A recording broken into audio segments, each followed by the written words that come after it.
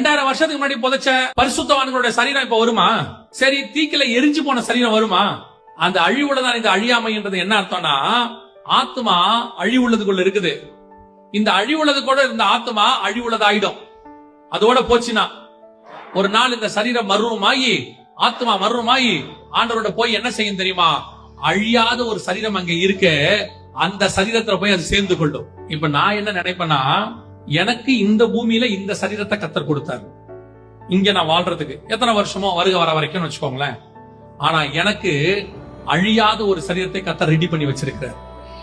என் ஆத்மா போய் அதோட பிக்ஸ் ஆயிடும்.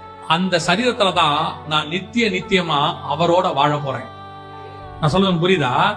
இந்த தாட்டு தான் மோசேக்கும் இருந்துச்சு, பவுலுக்கும் இருந்துச்சு.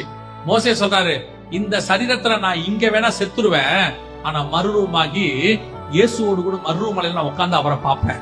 இதே மாதிரி தான் இங்க இது போயிடும், ஒரு நாள் வரும் அழிவுள்ளதான இது அழியாமையும் சாவுக்கு எதுவான இது சாவாமையும் தரித்துக் கொண்டு நித்தியமாய் அவரோடு இருக்க போது. இப்போ பவுல் சொல்றாரு, எனக்கு ஒன்று நியமிக்கப்பட்டிருக்கிறது, அதை நான் வாஞ்சையாய் தொடர்கிறேன். ஏன் தெரியுமா? இதை விட்டுட்டு அது உள்ள போய் நான் உட்காரணும்னு நினைக்கிறேன்.